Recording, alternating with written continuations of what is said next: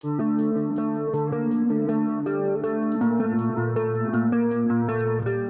warga Caracas menceritakan detik-detik mencekam saat Amerika Serikat melancarkan operasi militer di Venezuela.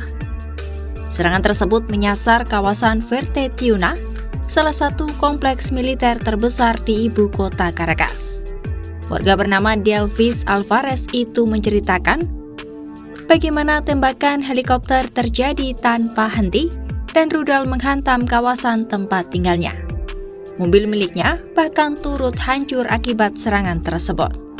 El helicóptero, eso era a mansalva, los misiles que lanzaban. Eso es impresionante, yo lo viví, yo vi el helicóptero desde mi apartamento y bueno, yo también sufrí las consecuencias de esa barbarie, mi carro lo destrozaron y ahí estamos en lo que se puede reparándolo.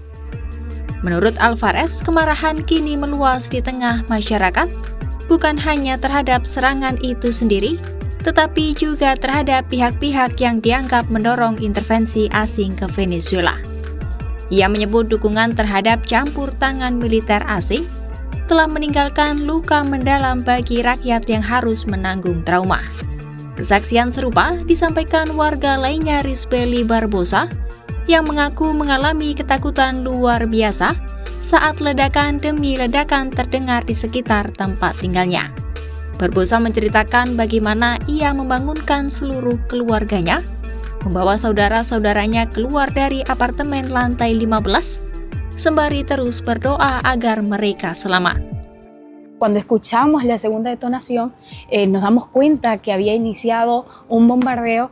Y yo lo primero que hago es levantarme de mi cama, buscar ropa, vestirme y sacar a toda mi familia. Mis papás no sabían cómo reaccionar, mis hermanas tampoco sabían cómo reaccionar y yo tomé como la batuta en mi casa, agarré las llaves de nuestros carros, busqué llaves, sensores para poder salir y comencé a movilizar a mis hermanas de 13 y de 16 años y también mi hermana mayor.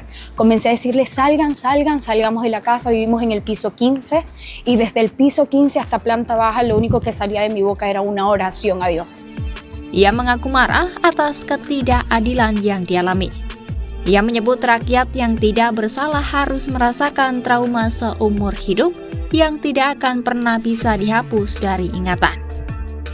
Diberitakan sebelumnya, Amerika Serikat meluncurkan operasi militer di Venezuela pada Sabtu 3 Januari 2025.